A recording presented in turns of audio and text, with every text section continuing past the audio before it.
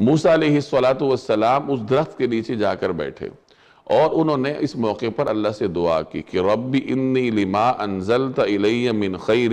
فقیر، کہ یا پروردگار جو کوئی بہتری، جو کوئی خیر آپ مجھ پر اوپر سے نازل کر دیں میں اس کا محتاج ہوں۔ اس میں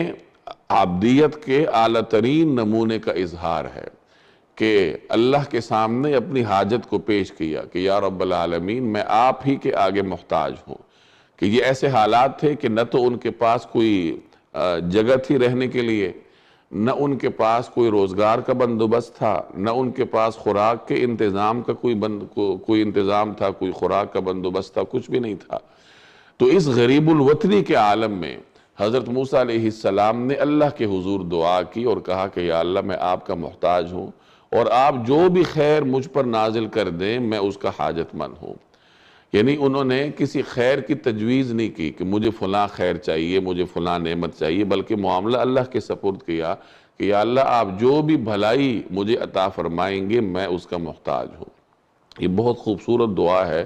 بالخصوص ایسے شخص کے لیے جو کہ مکان سے محروم ہو، یا اگر